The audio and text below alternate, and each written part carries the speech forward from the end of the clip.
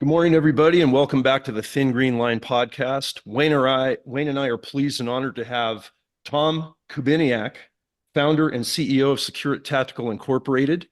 Tom is one of the leading industry CEOs of gun storage around the country. He's also one of our generous sponsors for this podcast. And Tom, we're going to go into all of that, but you have such an extensive background in how you and I met that I want to dive into. First of all, where are you talking to us from that amazing studio? I'm in Syracuse, New York. That's our corporate headquarters. Came here. I had a lot of family, and so we decided to raise our kids in Central New York. And Nice. despite I went to a crazy gun SUNY laws. school, Tom, so I'm a SUNY All Cobble right. School graduate, and Okay. yeah, I hunt out at the Finger Lakes. So Yep. for I'm on. yeah. I live on Cazenovia Lake. Oh, very And nice. then we've Nice. got a. We hunt just off of Cayuga. Okay, I've got a 500-acre hunting ranch outside of New Woodstock. Ah, That's where I spend most of my Nice. time this time of year. maybe we'll run into each other when I'm out there. My buddy that I went to college with owns a couple dairy farms out there, so I'm always out there. So it's my Yeah, go-to let me place. know. It's beautiful. Just send me a note. Yeah. No, cool to make those connections. So Mhm. speaking of connections, you and John have more connections than I've ever seen. So go for it. Well, well, first of all, Tom, we got to tell our listeners how you and I met. I was introduced to your company about a year ago, but you and I didn't actually meet until SHOT Show. And Correct. we met over at the other company I'm a part of, V Knives, and you Right. met Mike Bellicamp. I'm the brand ambassador there for the blades that we're doing some work with you guys. Good collaboration. But what Mhm. I didn't realize at the time, when me and Mike met at the V Knives booth and doing our book giveaway, you go back to rock and roll music, man, hardcore. You are a 80s guitar shredder right in that era.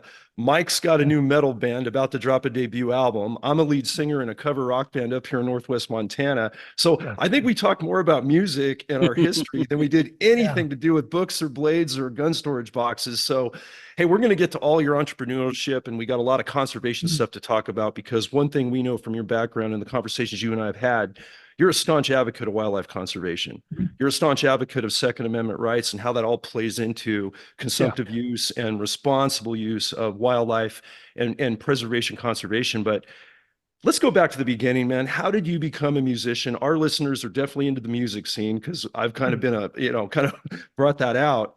But let's go back and start there, man. That's a great story, what we know so far. So I started playing guitar when I was 13. I got kind of obsessed with it.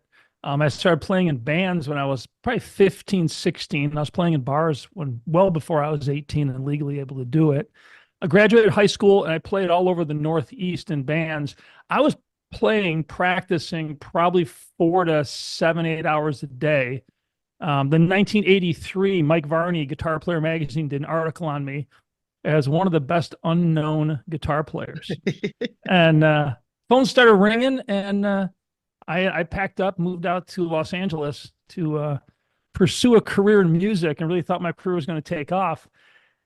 Shortly thereafter, I developed really bad tendonitis. And before I ever got to really play where I wanted to be playing, my career was over. It was bittersweet. I say bittersweet because it forced me into other things. And I took a job telemarketing typewriter ribbons because they would hire anybody. I was living in Hollywood at the time in a tiny little apartment. And I couldn't play. I was really frustrated. It was a difficult year and a half for me, chasing something that I just couldn't do it. And so I immersed myself in the world of sales and worked this telemarketing thing for about a year and a half. And I quit and I started my own telemarketing company in a little apartment in the San Fernando Valley. 5 years later, we had 20 sales reps and a booming little business. Nice. And at that point, I really realized that I loved playing guitar, but I did not like the life of a musician. I didn't like a lot of the people I was hanging out with. I didn't like when you're hot, when you're playing well and things are going well, everybody's trying to ride your coattails. Everybody's trying to grab on. And so the tendonitis kind of went away to a certain degree. I really can't play with a pick much anymore, but I got into fingerstyle playing, and then I'm doing a lot of like solo acoustic cover tunes, just chord melody stuff. I do there's a little coffee shop in Cazenovia, and I was going there Sunday morning just playing for an hour and a half just for the fun of it. But Nice. It's now funny thing, drummer from my original high school band called me a week ago. He's turning 60. We are putting Split Ticket, my original high school band, back together for one night for a show in Batavia. Are you really? Split Yeah, Ticket is the name of your original that's the name band. of the band. Yeah. So Right. it was, we're going to try to do the original set, which is like Strutter from Kiss. What else was Okay. on that? Heat Strokes. We had Kick Out the Jams from MC5. It's just a bunch of old rock. They were simple tunes because back then I was probably 14, 15 years old. And it's going to be a struggle for me. I've got rotator cuff surgery in 1 week. Right. I developed my own. I've had tendonitis for 35 years. Most of my life, I've been battling with it, and I don't go to doctors anymore. I don't take any pills anymore. I kind of went a different path. I developed a device for doing trigger point therapy on yourself, and that was about a year ago, and I've been treating myself, and my tendonitis is almost gone. First time since I can remember, I'm actually getting to a point where I'm getting my use of my hands back the way I like to use them. I was an avid golfer and played a lot, and all of a sudden the tendonitis 3 years ago flared back up bad. So I haven't played golf in 3 years, but shy of the shoulder, I should be back to almost 100% by Christmas. I'm really looking forward to getting back into actually being able to play maybe the way I used to. The other side is arthritis got really bad in my hands. I went to a pure carnivore diet which killed the arthritis. That's gone, but I've lost a lot of range of motion. So there's certain things I just can't bend my fingers far enough to play certain things. But Yeah. it's you know what? I can't. It's a bitch, but life is good, man. Life is good. I'm having a ball. The whole SecureIt thing has just turned into something, bigger than we thought it would, and Yeah. it's just I'm having so much fun working within the industry, meeting all these people, making a difference in the lives of others. That's one of our core values: is improve the lives of others. And what we bring to the table, we get a lot of pushback. I've got a lot of haters. I got a lot of people, trolls that try to light me up because we fly in the face of what people believe. Yeah. But it's been a good path. You know what? I still don't know what I want to do when I grow up. Yeah, I think all three of us are dealing with that, man, because we're doing so many different things. But Yeah. you know what? It looks like at this stage, brother, you might have the best of both worlds. I mean, one, we'll get to where SecureIt's at and how awesome your products are. We're using them. Wayne's using them now. Can't say enough good things about that. But if you do get to go back and get that shoulder fixed, tendonitis isn't bothering you to play music for the sake of playing music. And I want to go back to what you said. When people are trying to ride your coattails, the business of music is frustrating. Yeah. It is dark and dirty. I mean, even for us on the cover band side, people don't realize when they see you jamming, you're doing the rock and roll thing, you're shredding, everybody's happy the night of the show, you're rocking your high energy of 2 to 4 hours. It's all that behind the scenes stuff, right? Especially at the level that guitar players like you and Mike and our Mike here in Area 56, Mike LaFoon play. That's not easy stuff to do, and it's brutal on the body. Absolutely brutal on the body. So I hope you make that gig happen with your original band. I want to hear that. And remember, we talked at SHOT Show. Now that we have the Evolution album dropping within a month or two for our heavy metal album, and Hidden War, the book title and the message is a lead single on it. If you get to jamming again, man, Mike and I would love for you to come on and play live at the debut or play rhythm, whatever you can do, and we'll get something going. All right. We'll leave that open ended. And hey, if I could play, man, there's nothing better than a nice Marshall at 11 behind you with people in front of you, and just that crunch sound it's a good feeling. Yeah, you guys are making me jealous, and I'll be that guy in front of you. But yeah, just well, Wayne, we got to be out there. We got to have getting all smiley and cranked up over music. It's getting me cranked up. So living that 80s life, and for sure, definitely. That's now my kids didn't. I mean, when they were younger, they knew that I used to play guitar, but at the time I was only playing acoustic, and I dug out some of my old gear. I actually started building tube amplifiers, and I built a replica, exact copy of an early 18-watt Marshall head, plugged it into a cabinet one morning. My wife was gone. The kids were home. I plugged in a Strat and just turned it up just everything to 10. And I was playing a Van Halen tune, but it was not Running with the Devil. Yeah, I was Running with the Devil, and just Nice. really loud. And Charlie, my youngest, he's got his hands over his ears, comes running down into my office where everything was set up with this huge smile on his face. He had no idea. I turned it all off and I said, "Yeah, kids, Dad's not cool, but he used to be." Well, when they start getting to those archives, because Yeah. our new generation of kids from 12 to like 18 now are going back to 80s rock. Oh yeah, They my kids that's all they right? listen to. They're all back, Mine as man. well. I mean, Yep. Rat, Dokken, the Van Halen era, you name it. Everybody's back at it. All these guitar players are starting to actually focus on the guitar again and real Yeah. technical playing. But you know what? The other thing that comes out of music and that whole transition of it not working out down in Hollywood was you got the grind to go be an entrepreneur because you had to survive. I mean, this Yeah. was, hey, it's not working. I can imagine you're out in LA, you're struggling, and hey, I got to do something here and I'm going to get innovative. And that's where your entrepreneurship comes out. You create a telemarketing company. You've had a ton of good businesses, but you've also had kind of a mindset, a methodology, and something that we didn't talk about, but I noticed in your background was there is this wave right now in America of, is college necessary? Oh yeah. Is it not necessary? These entrepreneurs like yourself that come up without a college education that just grind hard, make good relationships with people, and sell a good product and a message that goes with that product, which is something I always like to work with the companies we work with. It's not just good product for sales, but what's the message behind it? What are we doing to promote a message for this country, for everything we're talking about in conservation? So how did that factor in? And we'll take it to SecureIt, but your other businesses, because you're not just selling gun safes. You guys are staunch proponents of conservation.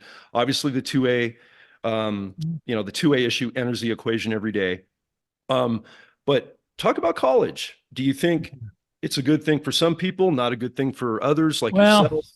It's the problem with college, and there's nothing wrong with college, is it's being forced on everyone. We Right. have, what the dropout rate right now is it's just shy of 50%, I think. 50% of people going to college do not graduate. That means half the kids going to college should not go. But there's so much pressure on these kids that if you don't go to college, you're a loser, you're this, you're that. And I didn't go to college simply because that's not how I learn.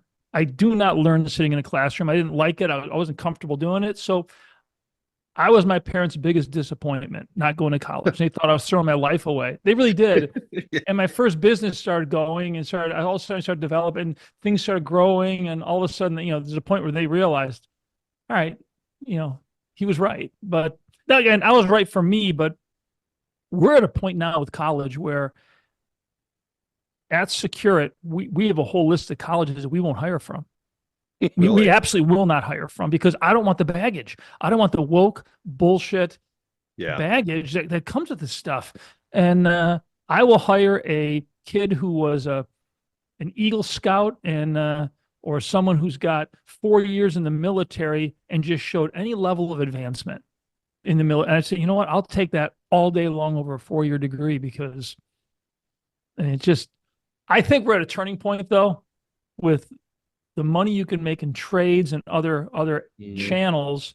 You've got Jordan Peterson with his online university. I mean, I'm an avid learner. I am always learning. Anybody knows me knows that I am always. I'll dig into stupidest stuff in the world just because I don't know it. And like, why are you bothering with that? I don't know how to do it. He goes, you don't need to know how to do it. It doesn't matter.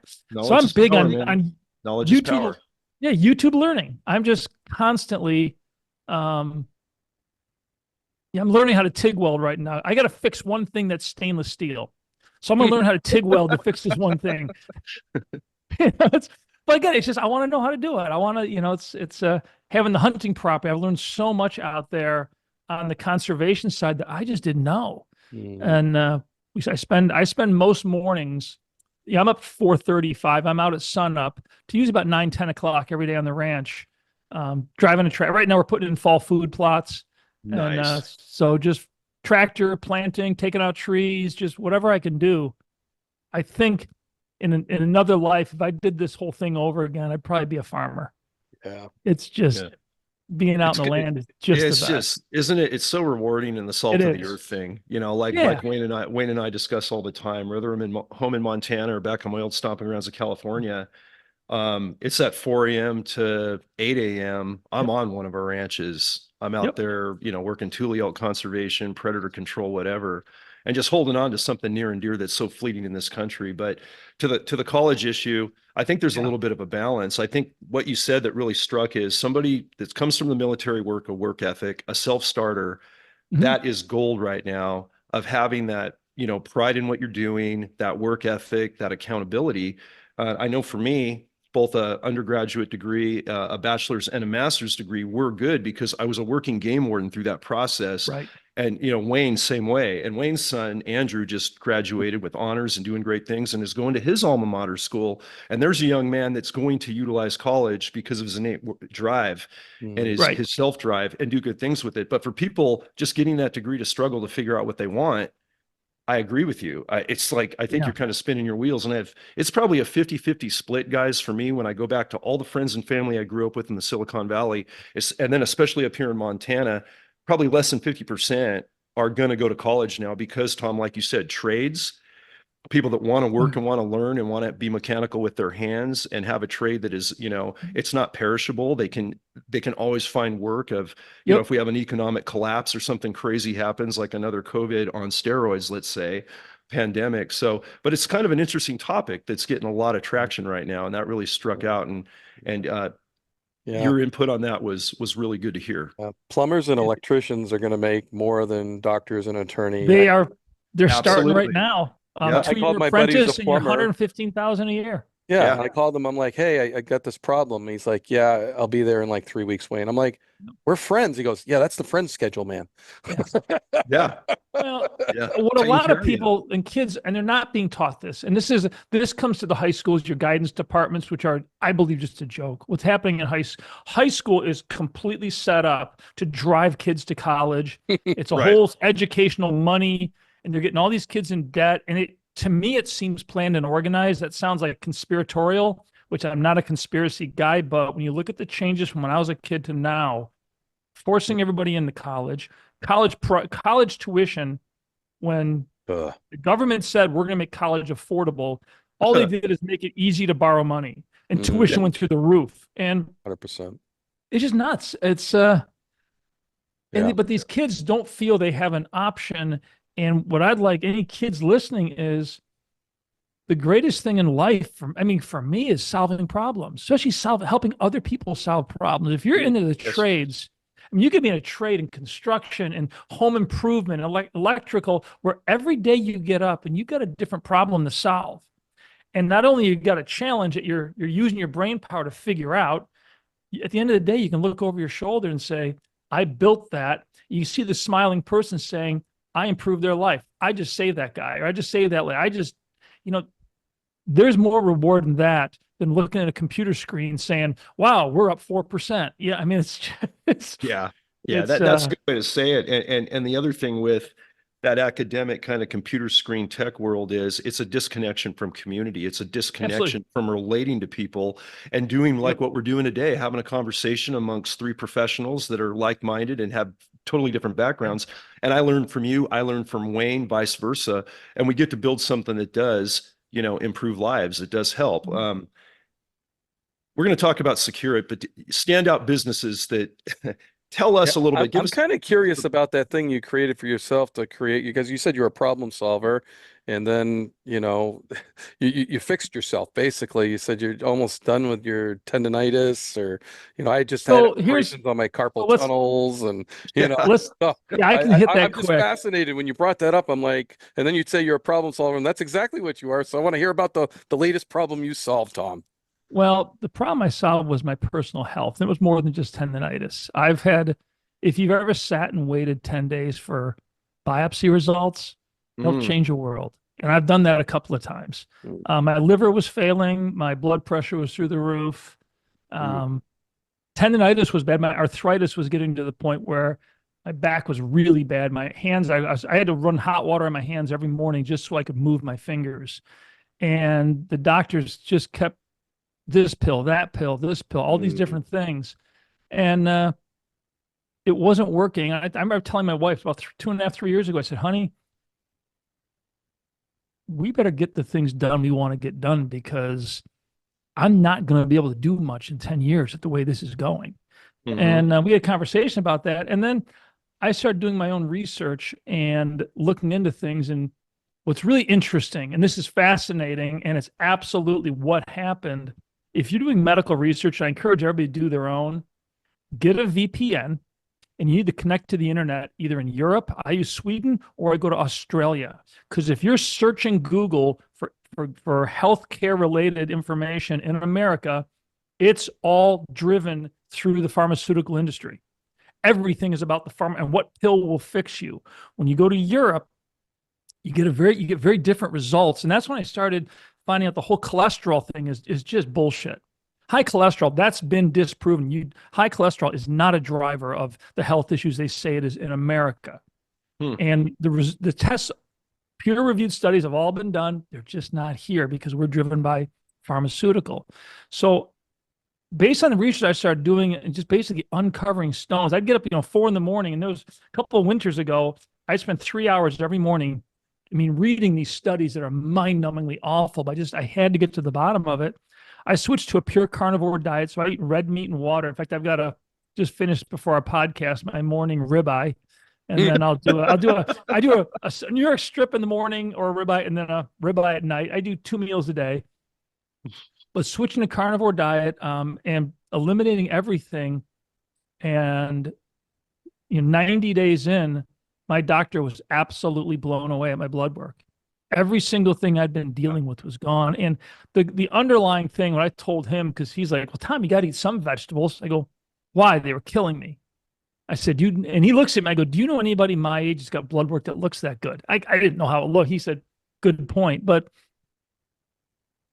our health is a function of what we eat and how we actually use our bodies. But our diets in America are so bad. And people don't realize that the food, just because it's in a package and sold to you as safe, it's not.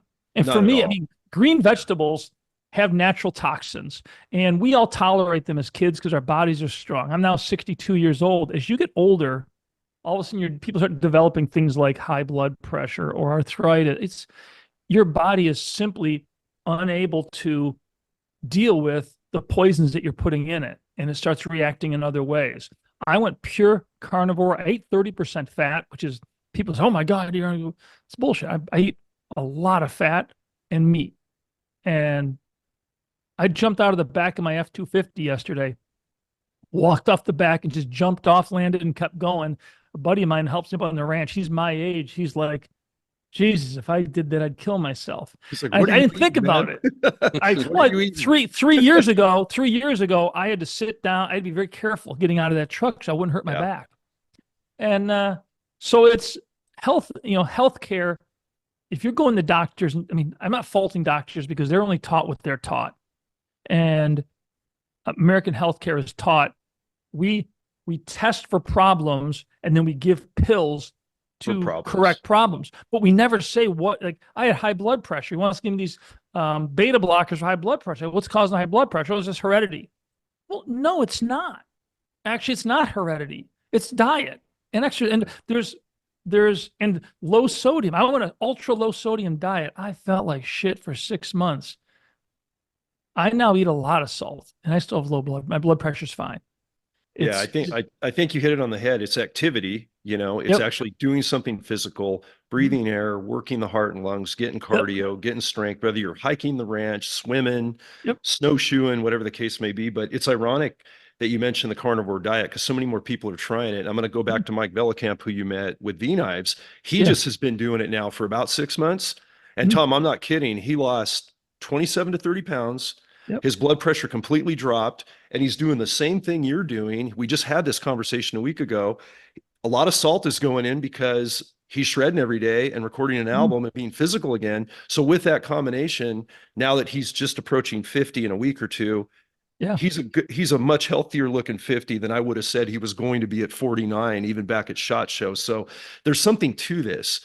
Oh, there is. Especially it's growing so fast. As we get older, we're all very physically active in this conversation, but recovery time, compared to even 10 years ago for me, and all the missions and the Ironman triathlons and pushing a pack and a rifle. It takes a lot of prep to stay in that shape. And then those days after, right, Wayne, right, Tom, those days after when you've been pushing for 5 days straight, and that recovery time and that diet totally helps rejuvenate faster, for sure.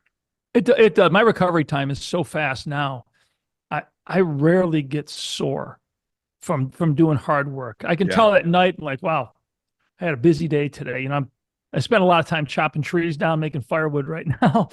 But no, it's been. I encourage everyone to try it, and so many people look at me like I'm going to kill myself. And I do the test. You know, I went and had a ultrasound done on my carotid artery just to check for plaque buildup, and they were amazed how clean everything is. So everything we're being told is wrong, and doctors are actually being educated wrong. And I again did some research on this. All doctors have to get recurring training. You're required to get so many hours of recurring training every year. Right. Most doctors don't pay for this. It's all paid for by pharmaceutical industry. Right. I did a little and so what is the curriculum? The curriculum is simply, here's the new drug to prescribe. Here's a new drug to prescribe. Yeah. Why do we, I mean, we're taking more drugs than any country in the world. We are. But we're not even close in terms of health. Our cancer rate should be dropping because smoking is all but over. And that was the #1 cause of cancer. Yet cancer rate in America is going up. Well, and it's sad when you look at, I think we've gotten so comfortable in this country that we take the low road by design. We're going to be as least active as we need to be. We're going to eat fast processed foods. We're going to stay in front of that computer screen. We're going to order from Amazon, whatever. We're just not going to interact. We're not going to be physical. And I think fortunately, I think there's a change, guys, that I'm seeing with this concern. Mike mentioned it. Tom, you just mentioned it. I know there's been, I've kind of got a pep in my step in the last year and a half, especially because starting to feel it at approaching 56 rapidly here. And Wayne, you and I have talked about, you know, being on the road all the time. And I think we're very lucky to do what we're doing, the three of us on this conversation. But for people that don't get the opportunity to be on a ranch every morning or to go out our front door and be in the woods like where Wayne and I live in two pretty remote states, 60 minutes, man, a day, whether it's cardio on a tread, clearing your head, listening to music, just being active and getting that heart and lungs and the whole cardio thing working combined with diet, man, what a game changer. And I know we sound like we're, you know, kind of preaching to everybody on that, but I think we can all attest that does make a difference. And Tom, your recovery right now with the surgery you're about to go through, the tendonitis hopefully subsiding a little bit and feeling better than you ever have is a testament. So I think there's something to that. I think so too. I mean, the surgery is I've had a bad shoulder for a long time, but my wife's giving me no love on this one. I did a father-son trip. I've done a father-son, father-daughter, all my 3 kids. We've gone to Asia, Vietnam. My youngest, I want to go to Italy. And then we did Italy. We went up into the Alps, and in May we were skiing Hintertux Glacier in Austria, which is pretty radical. We're both very good skiers. We ski a lot, and we got in some very dangerous. It was a potentially very dangerous situation with weather, and I just put my arm down. I was in dense fog. I couldn't tell if I was moving. I put my arm down, and I was going backwards pretty fast, and just jacked my shoulder up. So it was an unfortunate accident. I needed to get it done, but you know, it wasn't like I slipped in the bathroom. We were having a badass time. It was really a really cool experience. So if you're going to take the hit, at least it was something more than exactly. worthy. Well, and the cool thing is, how old are your kids, if you don't mind me asking? And you're keeping up with them. Yeah, you know, you're 21. Yeah, we're 21, 23, 25, all 3 born same week, 2 years apart. So I never know who's what birthday's what, but yeah. Yeah. But they're at that age where they're in their prime, and you can explore some great things with them that are healthy, you know, and as long as you can. So that's awesome. Well, I crushed my oldest. He won't like this, but we did Mount Marcy's the highest mountain in the Adirondacks. And we did that one. I used to do a lot of rock climbing, and I had hiking poles with me, and the kids didn't. Charlie, who was a swimmer, he was unbeatable. I crushed Colton on that ascent. I was just like, come on, man, you gotta keep up. But you're like, come on, man, I'm twice your age. Let's go. Yeah, but having hiking poles is a game changer for that. No doubt. Funny. The trekking poles in general. we discovered them. You know, I started working with Kuiu Gear, and Mhm. Jason Harrison, the CEO and founder of that company, God rest his soul, before he passed away. That was a big thing about taking hunting expeditions to the alpine climbing level, Mhm. if you will, going for sheep and mountain goats and things like that. And I'm like, dude, now you're adding trekking poles to a pack with you know, a gun on it, a bunch of weight, the type of hunting I was doing. But man, they're a game changer. Mm. Yep. Backpacking, like you said, alpine mountaineering, just the stress they take off of your arms, your legs, your lower back, and just stability, man. I don't go anywhere Yep. without them, even on a Silicon Valley coastal foothill walk, because they're going to come in handy somewhere. You know Um, what? As we get older, it's again, you lose your footing when you're 15 years old and you hit the yes. ground, you get up and you say, damn it, I Yep. lose my footing and hit the ground. That's going to last a little while. Yeah. Yeah. But, and also now they got those poles that are the shooting rests. Yeah. So Yeah. It's it's dual actually, purpose. The yeah, double. Yeah, for sure. I'm going I to be bet Yep. you've been in using, my backyard, Tom. I live in the White Mountains of New Hampshire, so yeah, that Mount Washington, that whole oh area is yeah, big, big hiking country. yeah. So, and yeah, I see those all the time and use them. I got 3 or 4 sets right as you go out the door. So they're right there to grab to go for a hike. So, but yeah, very interesting on the conversation about, joints and everything, because yeah, that's what we're experiencing. And, certainly I'm looking for things. So, and Mhm. yeah, problem solving, looking at it. Again, that Yeah. device you made to fix yourself. Yeah, I I don't mean, have it here with me. I'm going to get a patent on it. And then I am going to do a video series very cool. on teaching people how to treat themselves because there's a whole world of people with chronic tendonitis and the Mhm. medical community gets it wrong. They treat all tendonitis as acute tendonitis. Chronic is a completely different thing. You need to treat it differently. Mm, And most people end up getting surgery, which does not work because it's mhm, not the problem. Mhm. And I see these groups online and people just suffering with pain. And yeah, it sucks, but there is a mhm. way to get past it. Right. I did So that's acupuncture for a while because I had tennis elbow one day and I was in the office working and I'd tried everything. So I went down to the local acupuncture and he fixed it, like a couple needles in there, and he said it's going to come back in about 2 hours. He was right on, but yeah. 6 episodes. And, I thought to myself, something doesn't last thousands of years if it doesn't work. Right, right, So, absolutely. if it I'm doesn't work, people don't stop doing it. So, Yep. it's very, very interesting. I find all that stuff just fascinating. And yeah, we're like relearning the body here in the US. So, Well, people have to realize that if you're just going to your doctor and listening to what they say, you know what, you're a slave to the American healthcare. And mm, there's a lot of good things in healthcare. I'm getting my shoulder fixed by this guy, and it's amazing what they're going to be able to do to put this back together. But when it comes to your personal health, it's up to you. And if you want to be, I see so many people with diabetes just eating the wrong thing. I'm like, Just dude, junk. Yeah. I know. It's just like, what's the matter with you? And people are funny about their food.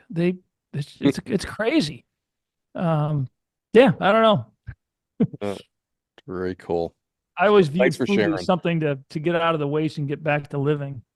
Um, Mm, I like to go out to dinner with a group and all, but I tend to eat just quick, simple, and get on with the day. Yeah. And spend that outdoor time as That's much as right. possible. That's Hey, right. let's go into that a little bit. So, I mean, you've got some ranches, or a ranch at least, that you're doing some game management, some conservation.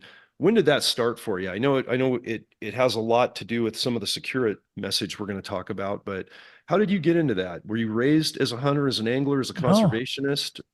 it's interesting. I come from a family. My dad was a dentist, and Hmm. we grew up in a small town, and I never owned a firearm until I started SecureIt. I had uncle and grandfather Wow. that I had an uncle that hunted just a little bit, but it wasn't part of my DNA at all. mm, And I started to secure it, and we became the largest supplier to the U.S. military, building armories. That's our core, and I still hadn't owned a gun yet. That's crazy. I was Yeah. considered the leading authority on small arms storage, and I said, and we just made the decision to go into consumer products, and said, God, he said, you know what?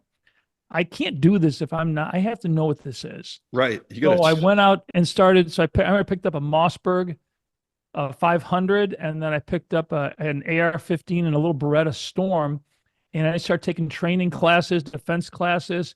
I had some friends that were waterfowl hunters. Say, Tom, once I picked up an 870, went out pheasant hunting and then duck hunting, and it's like a world opened up. Those experiences, just like I had no idea, it just caught me. And within a matter of, one afternoon out, I'm like, I'm going to become an avid hunter. I already am. It's like boom Yeah. right there. You just So felt I it. was doing mostly waterfowl hunting. I do some whitetail at my friend's farm. I didn't have the opportunity to do it. And my wife and I talked about finding some land, and I was looking at, 2 hour radius of where I lived, looking for, 100 acres, maybe 75. And she hits me up with, honey, what about this property right here? It was 500 acres. I'm going like, it's 12 Good minutes from my chunk. house. And I'm looking at this going, that price tag is 5 times what I wanted, what thought we were going to spend. I said, that looks good. And it's like, Yeah, my wife's on board. and Yeah. it's, so I talked to a realtor, started looking at the land, and then she hits me up with, honey, this is stupid. We shouldn't spend the money. It's crazy. I said, hon, why don't you just go for a walk with me? So I took her up to the property, and it's the highest point in the county. And we walked up these roads up to this view.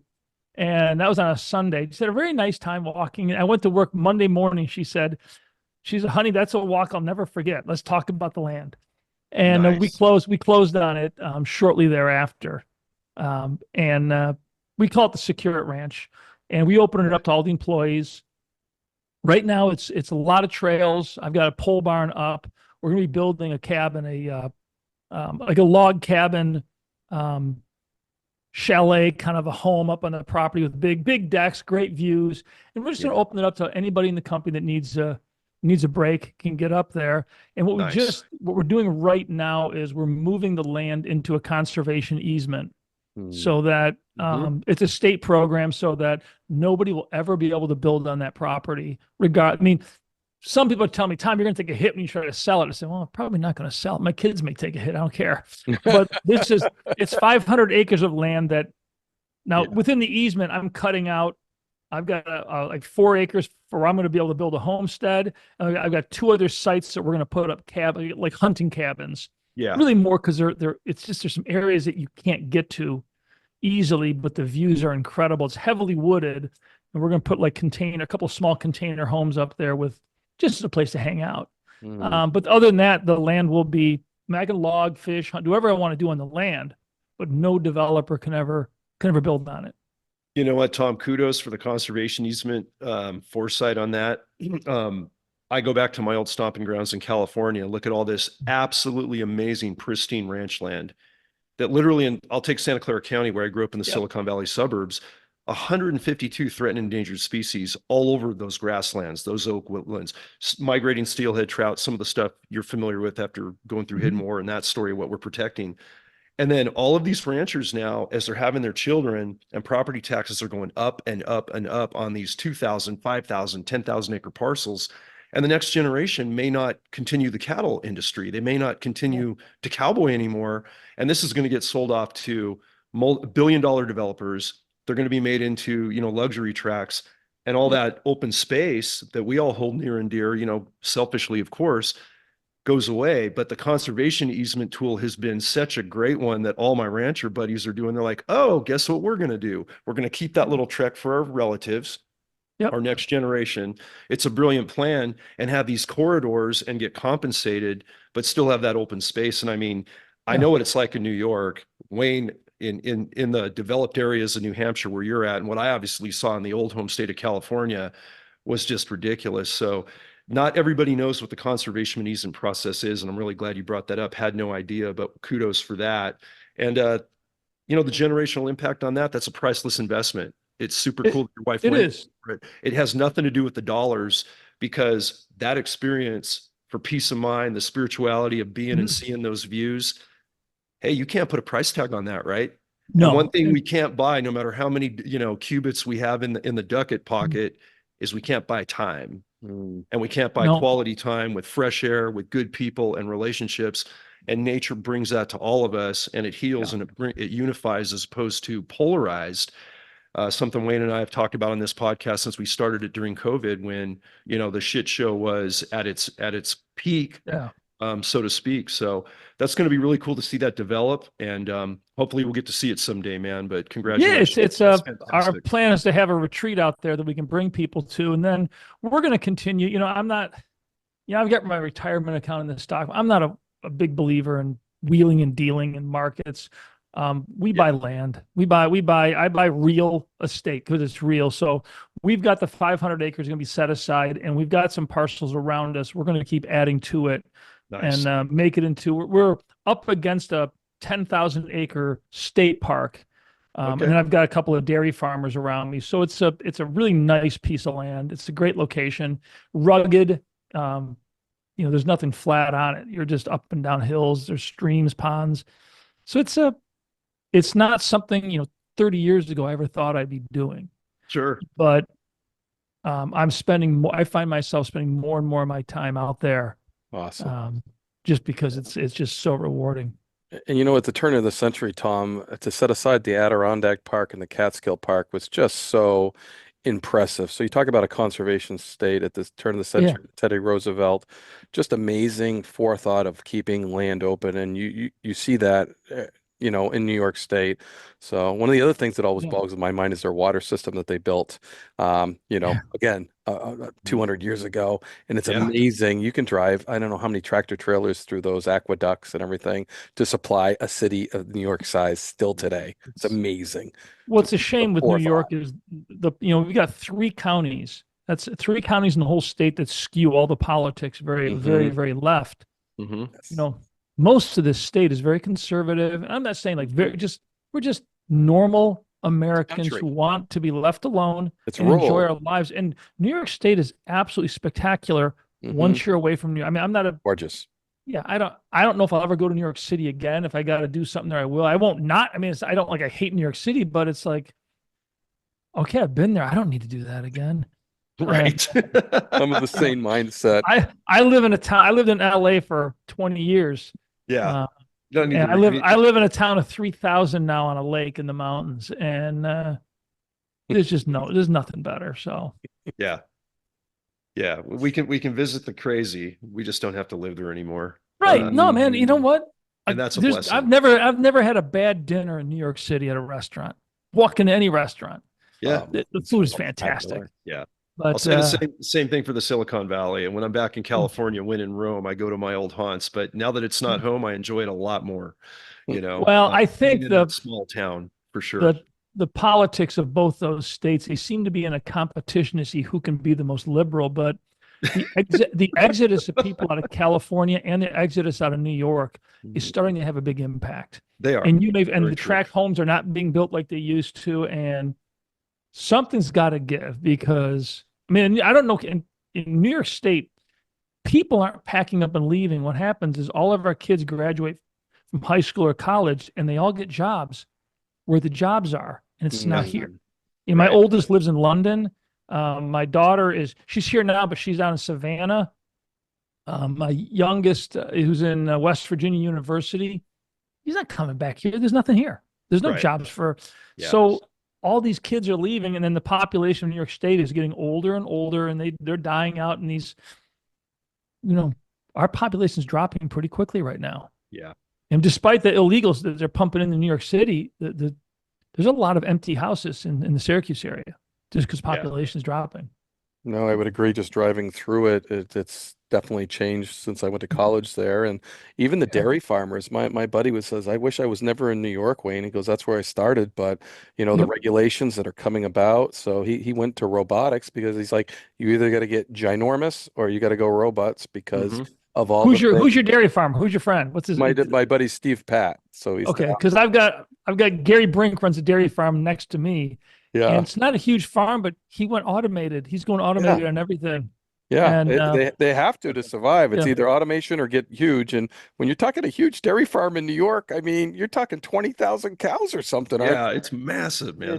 With the big old carousel milkers that they all jump on, they get milked, and they jump off. It's amazing. He's brought me to some of the big ones and just watched. Well, Chobani Yogurt's driven a lot of that. Their demand for milk is crazy. But there is an assault on cattle farming right now in America.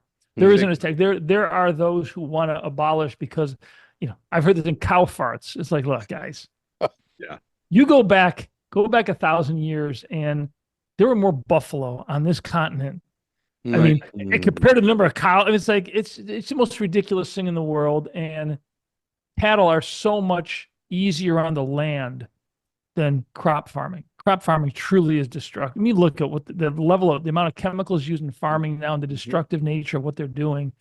And every year they have to add more and more fertilizers, more and more chemicals because the soil they're farming is being destroyed of all the micronutrients. And but there is an assault in cattle farming right now. And one of the things we may look at is bringing some cattle onto the property. Be small, Awesome.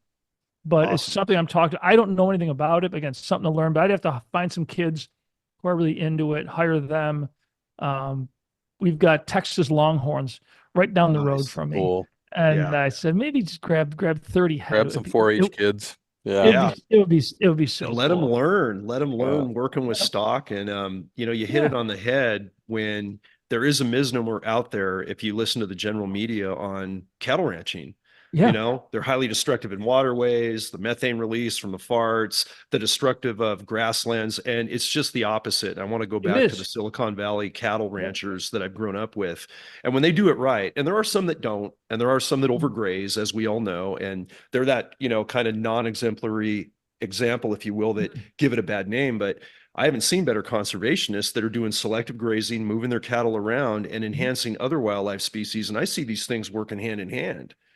Yeah. Threatened and endangered tule elk in the Silicon Valley, you know, 5,200 of those elk only in the world, and they're all in California, and they're the smallest elk species in our country.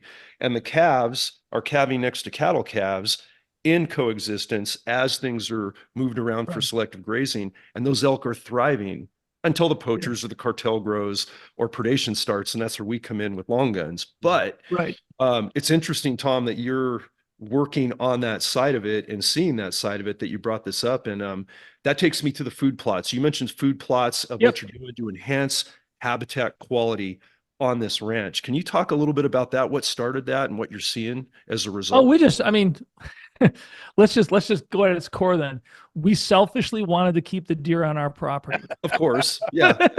Oh, I And love this, man. It's a win-win. It's a win-win. My property is very densely wooded, and there's a few pastures. We're actually clearing some areas a little bit. I'm actually doing logging right now, selective. We have a forest management program with a company, so we're selectively pulling trees to maintain healthiest forest. But the food plots, we just wanted to have a better deer population, a healthier population, and so we've got about 5. They're not massive. We're battling with a very clay soil, so yeah. I'm breaking my back shoveling lime and everything, but it's going to be, right now we just had some water issues. Everything was great. And we said, all right, we're going to till and plant, you know, this week. And now we've had rain now for the last 4 days, and I've got sunshine coming. So I'm hoping to be out there Friday, Saturday, and get everything done. Tuesday is my shoulder surgery and I'm dead in the water. So I've got playing up to the bell then, man. You're playing up to the bell. That's going to be a hard hit. So we do, I'd like to get a big alfalfa field, and probably won't do that. But right now we're doing a whitetail seed mix, which is forage. There's a lot of we get really good results with beets and turnips because they'll be there all winter long. So I have a hard time going into depth on this because for me I'm really green. I'm relying on Jimmy Clark is my partner on the property. He's been managing that property for the previous owners. When I bought the land, I said, Jimmy, help me with it. And he was very happy to do that because he'd been doing it for so long. So he knows more than I do.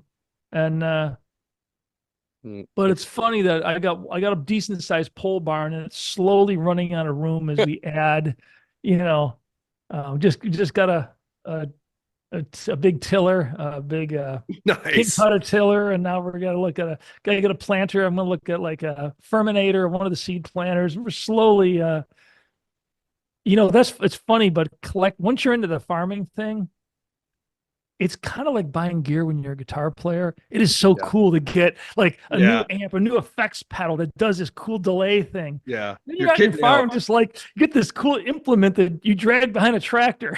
Yeah, it's the same kind of a drive, isn't it? Oh yeah, all those modular attachments, man. Doing a rock kit, whether it's a gun build or a guitar build or for me, a synthesizer, but No, I try to um, buy an implement every year Yeah. for my tractor. I love it. So I was Yep. brush hogging yesterday, like you said, getting out, brush hogging, and I ordered my seed yesterday. I got the purple top yep, turnips coming. Yep. Uh, That's the one that we use. Yeah. yeah, they're great. They're great, and you're right. They last a long time. They go into the Yep. winter, and the deer got to figure it out though. The northern New Hampshire, there ain't much to eat, and then when they figure it out, they're like gone. Yeah, we left the property, after hunting season. I don't go up there. It's hard to get there in the winter if you get snow, hard to get up into the land. But Mm. come spring, at the end of hunting season, there was an acre and a half of dense turnips. In the spring, yes, they were gone. They were Perfect. gone. Yeah. Yeah. So we know it's working. Good recovery for those deer, good healthy Yeah, it is. eat in It the is. spring, and yeah, that's their stomachs are changing back to grazing. Yep. yeah, and all the other wildlife enhancement that you get Mm, when you bring in better habitat, better cover, yeah. everything from The- rodents to predators to raptors to the balance. So, going to be cool to see how that all develops. But yeah. I'm so let's excited. talk. Let's talk SecureIt, brother. Let's Yeah. talk Yeah. about how this brainchild started from a guy that didn't have a firearms Yeah. background to speak of, really coming from a music background, and where we're at today. And we know a lot of that story, but I'll bet we don't know all of it. I got into I ran they were telemarketing companies selling computer supplies. In the 90s, I got into web development. This is early internet days. I taught myself HTML and just started writing websites. And I registered probably 100 different domains back when you could still, there were a lot of domains available. Taperack.com started getting a lot of traffic. Now, for younger listeners, computer systems used to have thousands or even 10,000 backup tapes that companies had to store and organize with all their data because you couldn't store it all in the computer. Hard drives weren't that big. And they made these big metal racking systems. So taperack.com started getting a lot of traffic. I went out and sourced a lot of tape racks from different manufacturers. And Greenline Data was the company, and taperack.com, we became the largest seller of tape racks in the country. And it was and then HIPAA laws came out for locking up with hospitals, locking up hard drives. And all laptops had to be locked up. So I registered SecureLaptopStorage.com, Power Laptop Storage, about 16 different laptop storage domains, did those websites. We became a very large seller of computer security cabinets. That was the late 90s, early 2000. In 2001, a guy called me and said, "Hey, can you store an MP5?" I'm like, "Sure." "What's an MP5?" And he paused. He goes, Like "Little what? submachine gun." Is that a big I started laptop or a laughing. little laptop? Yeah, I started laughing. I go, "What is this?" And he was with the FBI. So we talked for a while, and I said, "You know what? Give me a week. Let me do some research."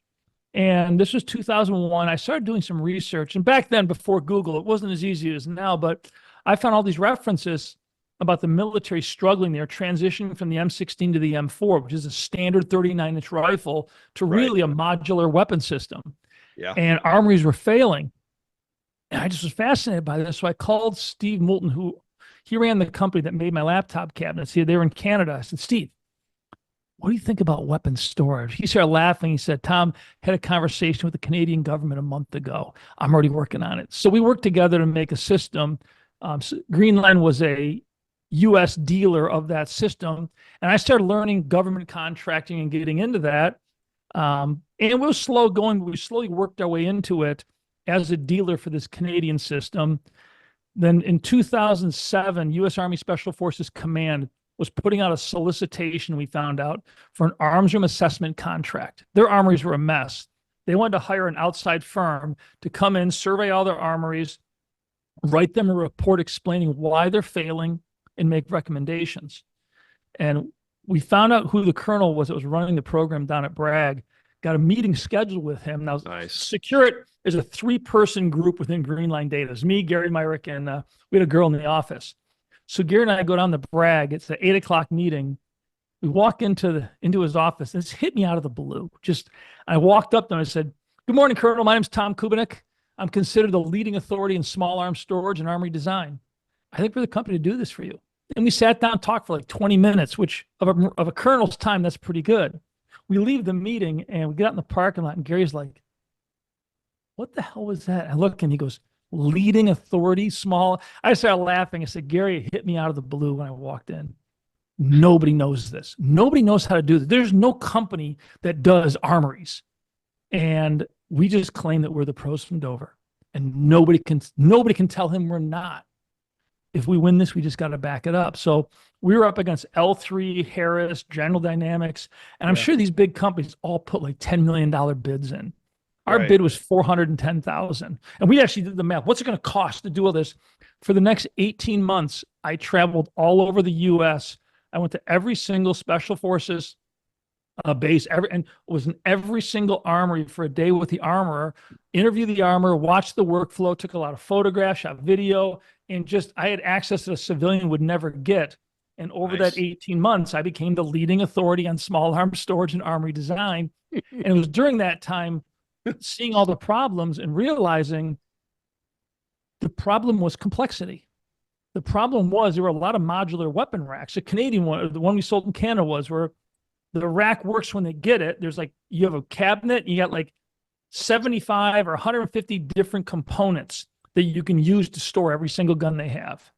Problem is when MTOs lists, when weapons change, the military can't go out and buy a new brackets easily. It's hard to buy stuff. So they make do with the wrong brackets. And over the course of a couple of years, the racks turn into a bird's nest of mess. So we designed the SecureIt tactical weapon storage platform, what we simply call CradleGrid now. It's one moving part, the upper cradle. And it can store anything from an MP5 up to shoulder launch systems, adjust on the fly, no tools. So the armor could walk up to a rack with any gun and adjust it and store it properly. And then the rest of the system is compatible with a lot of things you can buy at Home Depot. We called it Home Depot development. We showed that to the military in 2008 at the end of that contract. We did a report. We showed them our system.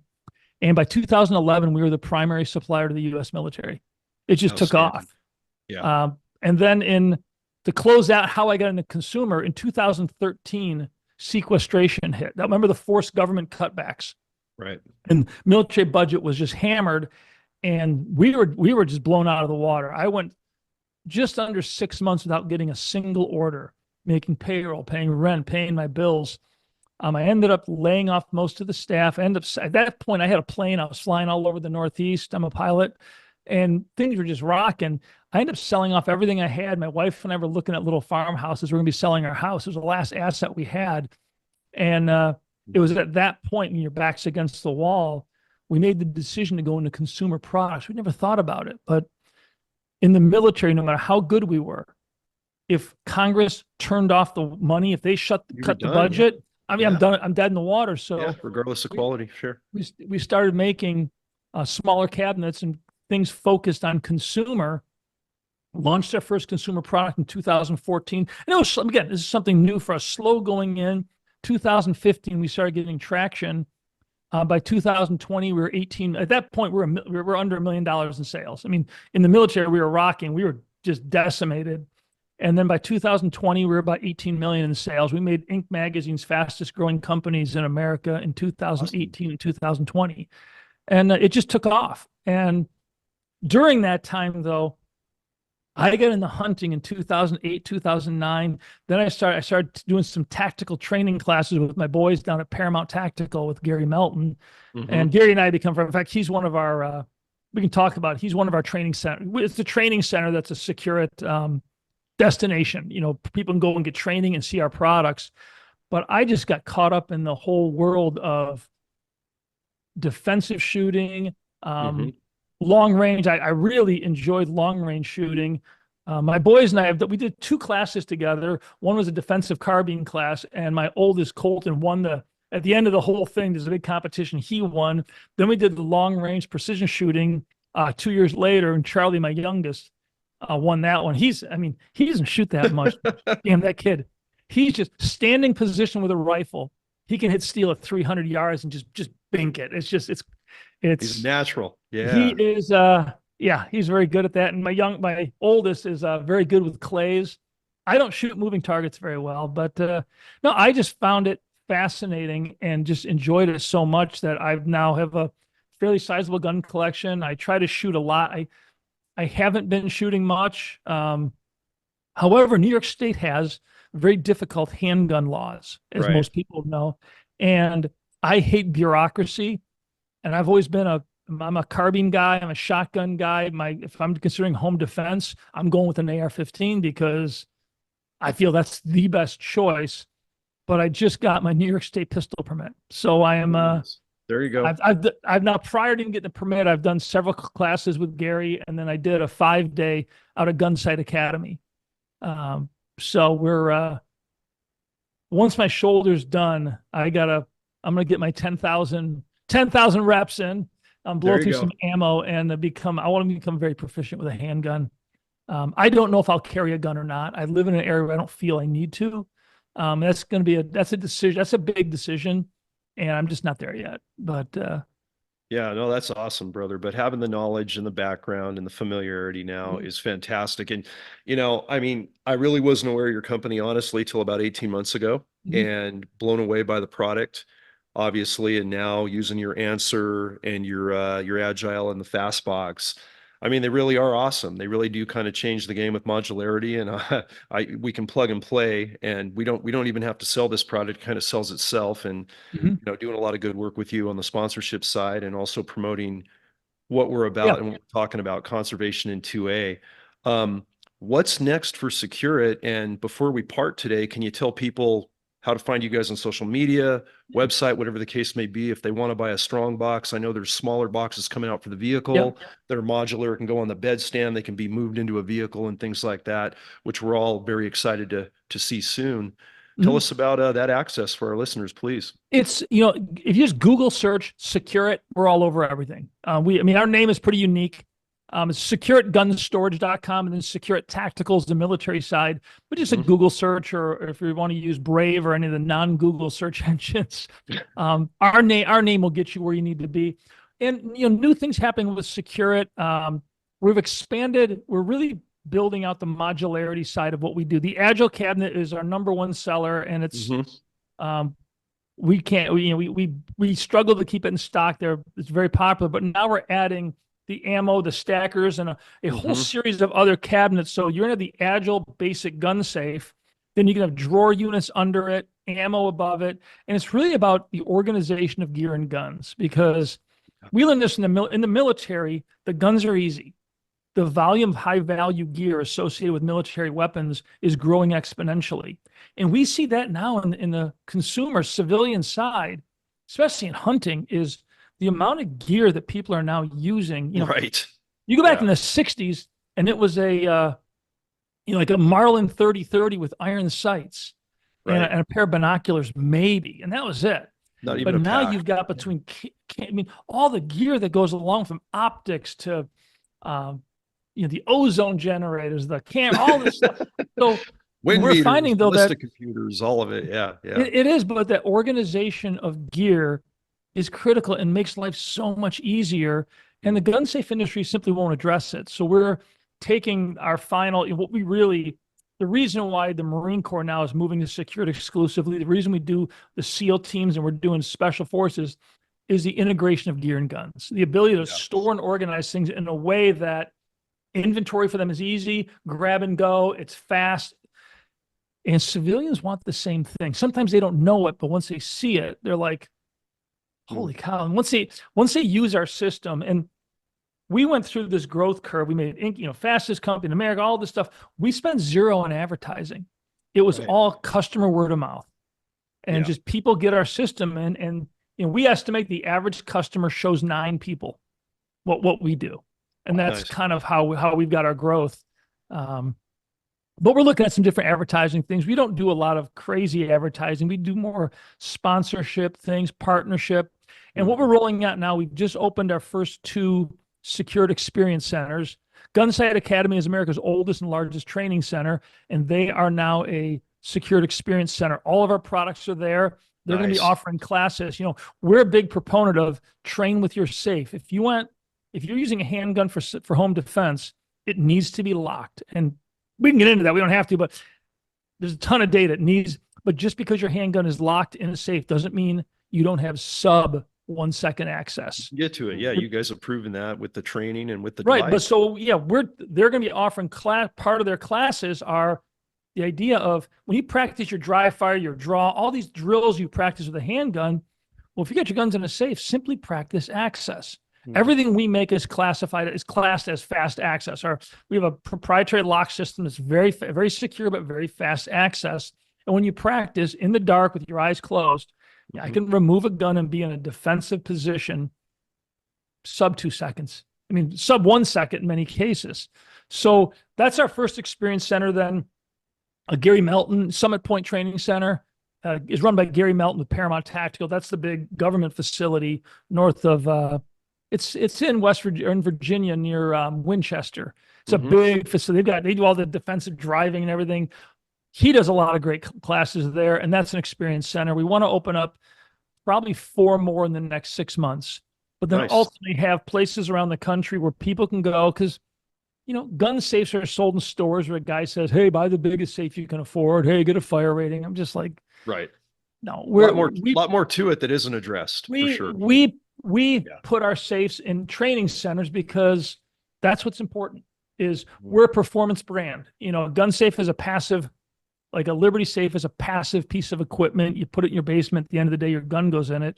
Our safes go throughout your home, decentralized storage, and you store your guns in areas where it makes sense, where it gives you a tactical advantage, and then you practice your access. Every time I get a coat out of my closet, without looking, I reach down, I've got an Agile there, I do this combination, open it, I'll close it.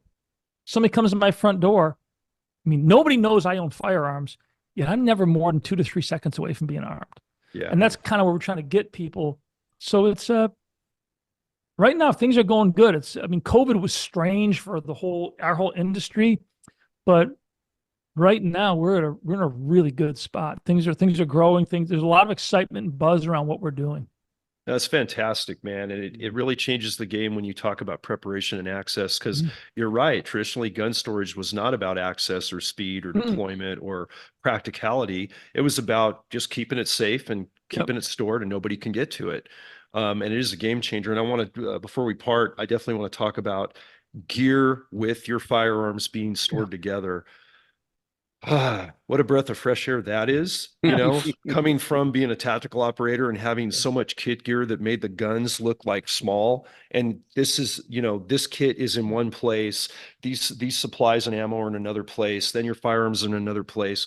And it's a stressful combination when you're just setting up for a hunt that requires all this gear, a tactical operation if you're an operator, law enforcement or military. And no one looked at that. We weren't even looking at that, when I left and retired from the standpoint of running the marijuana enforcement team. And now that's a really big deal. So kudos to you guys for doing that. And we're going to continue to, as new products come out, of course, we're going to highlight them on the show and share our experiences like we're doing now with SecureIt products. And what a great conversation to finally have, brother. I know we've been trying to get together and do this. I'm glad we got in before the big rotator cuff procedure. Speed on that. We want to see that healing afterwards and connect on some good ops. And I hope it all goes smoothly. Well, maybe the plan would then figure out a trip out west for me. I'm supposed to be doing some hunting. This year's blown off, but I know I'm going up to do some bear hunting in Saskatchewan, and then love to get out to your neck of the woods, though. Maybe next spring for a visit. Let's do it. I love that part of the country.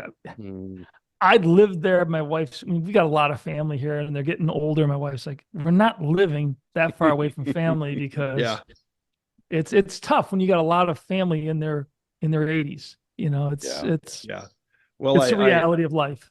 I joke with Wayne because I'm back and forth, and doing a lot of work back on the West Coast where it all started for me. But to be within a stone's throw of the tech capital of the world and see some of the most diverse and amazing ranch land and wildlife and invasive predators, it's still mind blowing to me. And then of course in Montana, the whitetail and everything that's in New Hampshire and where you're at, it's the best of both worlds. But we have to get you out west, and I have to show you some mind blowing things for sure that you'll appreciate. And great having you on today, man. Thank you. Yeah, maybe I'll bring a guitar. Oh, you better bring a guitar. And I'm not kidding. And Wayne, we got to all talk about this as 3 of us are on. When Mike's album debuts and we're going to do Hid More, there's going to be a launch party, podcast live, perhaps. We're going to have other podcasters there that are into the music.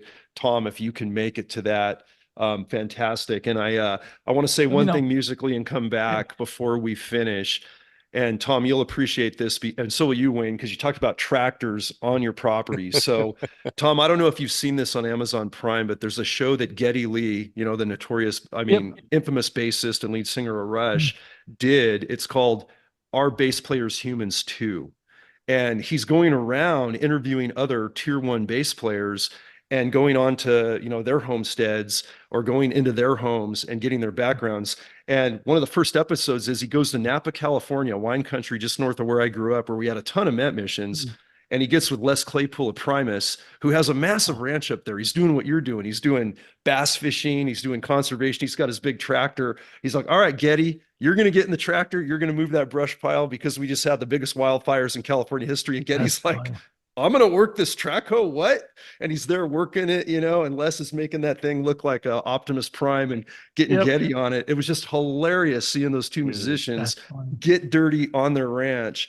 And I see that connection with you with the guitar and you guys working your tractor. So check that show out. I think you'll both appreciate it. And we definitely got to make the metal tractor Instagram channel, right? Yeah, I got some pictures with those dual wheel tractors because, one day my buddy's like, hey, I had a guy calling sick today. Guess what? You're not deer hunting today. You're helping me out. So you're driving a tractor. There it is, Wayne. You're on. I was packing bunk. That's funny stuff, guys. Great. Really, really good podcast, Tom. And thank you so much for your support and your help and what you're doing for the industry. It's epic. No, and love the book. My wife could not put that book down, and she started reading it. And this is not her normal thing. She's like, and she read it all. I'm a slow read. I read pretty slow, but I do read. It's there's an audio book. Yeah, she was. I am doing the audiobook. I do the audio all the time. I'll be done with. I got to drive to Albany. I'll have it finished tomorrow. I'm just as I'm driving, but it's fascinating. It's a fascinating part of America that nobody. There's so many things in this country people are unaware of. Yeah. Some good, some bad, but it's just people got to get people have to stop using the same source every day for their news. Yeah. 100%. Continue using your source, but people have to just look at new things, look at different ways, I'm a big believer in get a VPN, connect outside of America, and then go to their news sources and look in. Look inward from the outside. No, that's a great thing. And thank you for diving in, and thank you for helping expose that work we're doing. And Wayne and I always talk about, the hidden war is one thing, the embedded cartels, but just the threats to our wildlife, wildland, and waterway resources are, the public sees the tip of the iceberg, right? They see that little piece of, cap of glacier. It's everything that's going on underneath. It's right under our noses. And, yeah, man, I wish I didn't know your wife was grabbing it out from under you. I would have sent you a second one, but I'm glad she dove in. Oh, she does. She sat down with that book. She read it, not in a sitting, but she read that book in 2 days. Fantastic. Thank you so much. Appreciate you. And we'll keep working together and getting the message out there, and anything we can do on this end, we're going to keep pushing. So sounds like a plan. To it. Very cool. Thanks, Tom. I thank you very much, John. You bet. Pleasure, buddy. See you soon.